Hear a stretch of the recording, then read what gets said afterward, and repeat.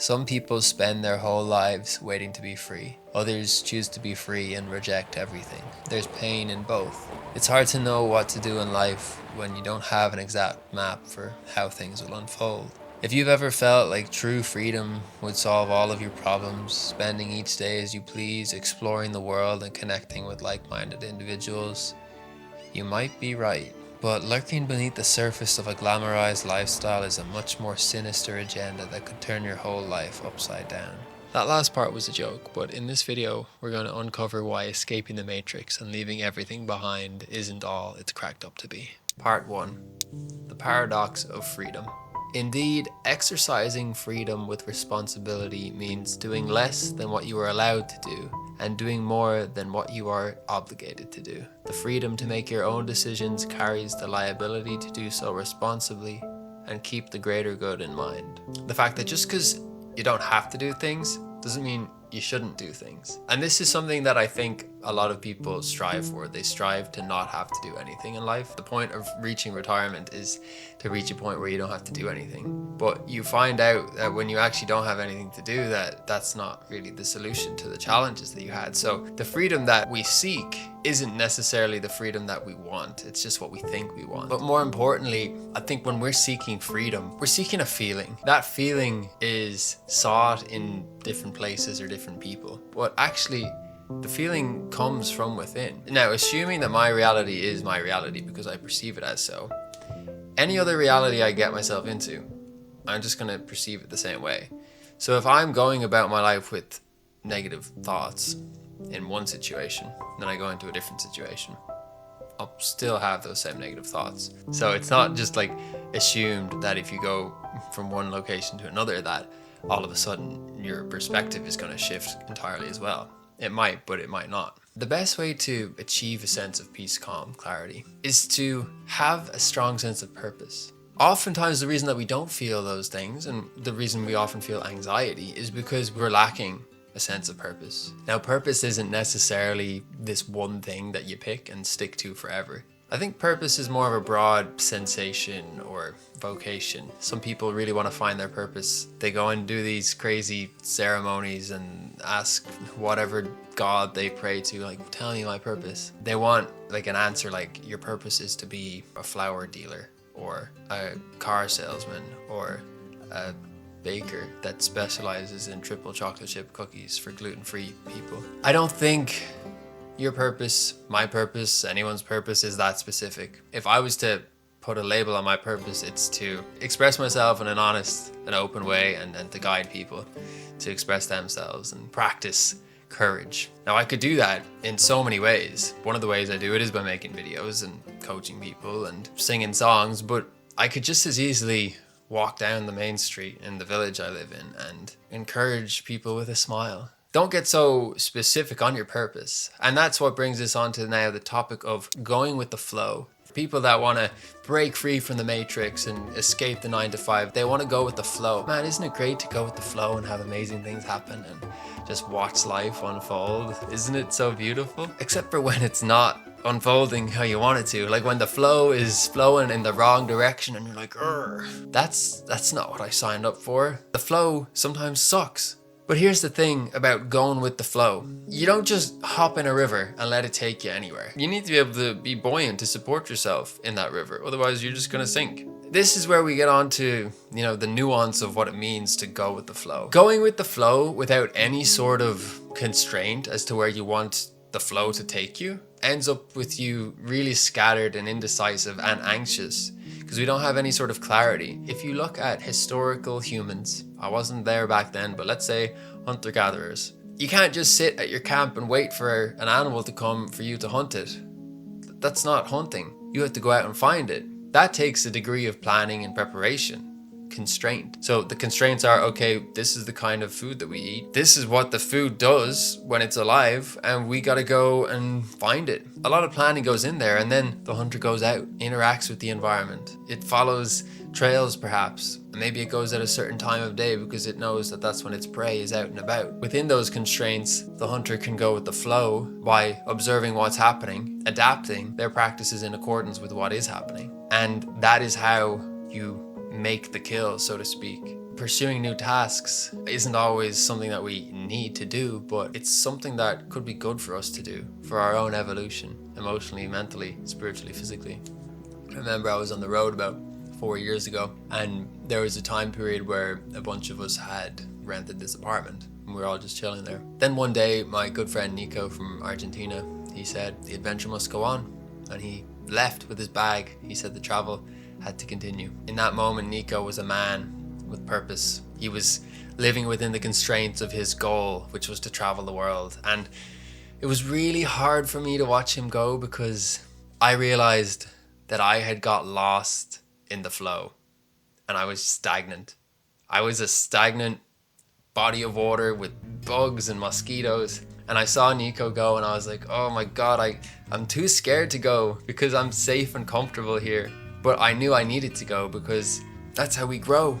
And it was shortly after that I, too, packed my bags and booked a bus ticket and went off to the next phase of my journey. That's where a lot of growth happened for me as I met new people, happened to shoot a lot of different content then that I use in videos nowadays. And none of that would have happened if I didn't take the leap. Part 2, the path for travelers is entrepreneurship. I know a lot of people might hear that and say, oh, entrepreneurship, business, money, capitalism, hear me out. The hunter is an entrepreneur because the hunter has to find the opportunity to make the kill, to bring back that bread for the tribe. You don't realize this because in the world, we kind of have this whole 9-to-5 thing, and then we have the whole free hippie thing. People don't like the 9-to-5 because it's constricting. There's too much constraint there. And then the other side, the free spirit beach bum thing, you have an issue there because there's no income. You're not very autonomous in that scenario.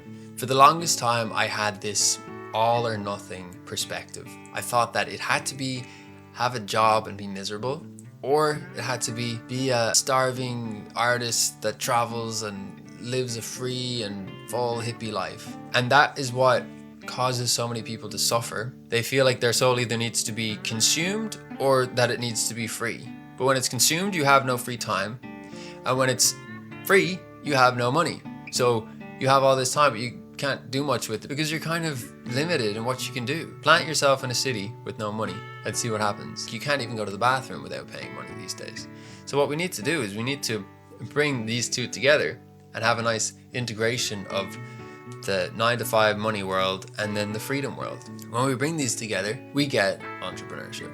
Because entrepreneurship is creating your own opportunities. And I've been so excited lately to see success stories from people reaching out to me and saying how they've gone and grabbed their own opportunities and created opportunities for themselves. Like, be it creating YouTube videos or creating articles and reaching out to people and letting people know that they have gifts to share. Because that's what the entrepreneur does. They identify what they want and then they figure out ways to get that thing. Often people go traveling to escape the pain of their life, like that 2-week vacation that people take, or the weekend warrior lifestyle where you need the weekend to come along so you can drink alcohol to numb the pain of your existence because you don't feel nourished in your 9-to-5. And if that's you, then the solution is to slowly start to find ways that you can keep earning money and cultivate freedom. And we've got such a beautiful opportunity in 2024 with the internet to create these opportunities for ourselves that aren't dependent on a location.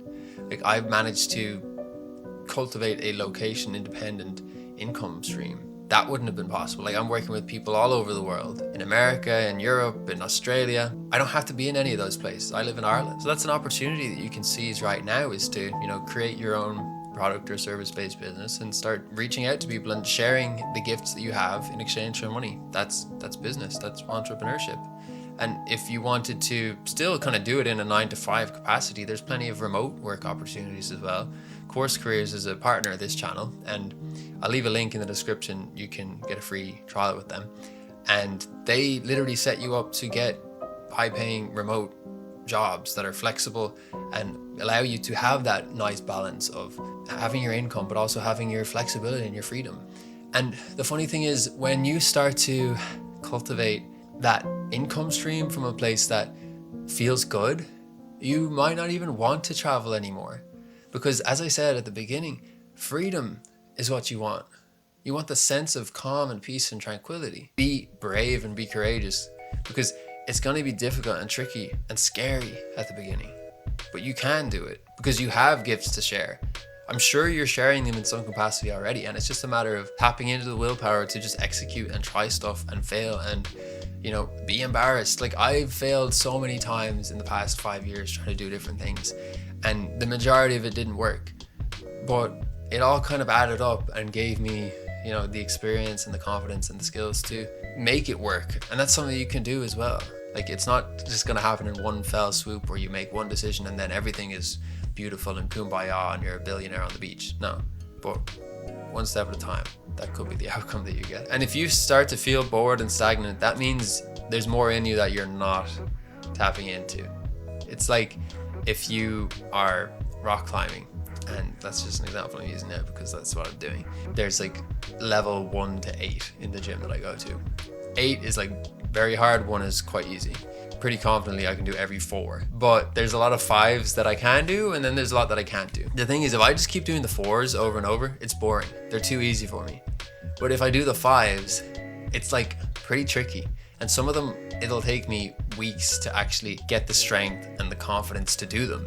And it's in those weeks, you know, I can decide it's too hard, I give up. I either just quit altogether or just stick doing 4s. But I'm not going to grow in advance if I just keep doing 4s, because I'm not getting better. But if I have the patience and the persistence to stick with the 5s, then I'll start to conquer the 5s, and then I can move to the 6 and then do it with the 6. It's not hard to become intermediate at lots of things in life. And I feel like a lot of people get to an intermediate level, or like they get the, you know, the decent job or life or whatever, and they're like, okay, I'm going to stick with that. I don't think people tuning in right now are happy with that. And I think then what you need to consider is like, how can I up level again? Maybe you don't like how rigid your schedule is. You don't like the constraints of the job that you currently have, in which case it's like, okay, how can I take the stuff I like about that job, and then how can I bring in some other things that I want that I don't have right now? You have to figure out and workshop these problems with yourself. That's how you get better. But it's tough. The easy option is to say, I hate this, I'm not going to do it anymore because I don't like the constraints. You throw away the money, also throw away the constraints, and then you run over to the camp where you're a beach bum, and now you don't have any responsibilities, but now you've gone to the other side of the spectrum and you haven't done any integration of the two. And that's what I'm trying to encourage and inspire you to consider in your life. Part 3, ways to keep your life spicy, as though you're traveling all the time. Life is just one big cosmic adventure. Making money, it's an adventure. Exploring the world is an adventure. Exploring people, relationships, it's all an adventure. And all of this is centering around who? You, me. In my case, it's me. In your case, it's you. We gotta keep working on ourselves. And I don't mean that like you're a project that has to be worked on and you've got problems. No, you are perfect, and you're also here, so you're evolving and transitioning and making progress along the way. So test yourself, train yourself, cultivate resilience within you. Bouldering is what I'm doing right now. Running as well. I got into ultra running the last year. You know, that's stuff I never thought I could ever do, but it's taught me so much about myself, and it's given me so much confidence in myself that I translate not just to physical things, but business things. When I look back at some of my experiences traveling, I didn't know what was going to happen. I didn't know who I was going to meet. I felt like I might be alone for weeks at a time, and then just around the corner I bumped into somebody and they became a really good friend, a really good companion. Even though I'm not traveling or you know, I'm living a settled life in this moment, I can still have that burst of magic. Why not? All it takes is for me to be there for it to happen. Whether it's happening here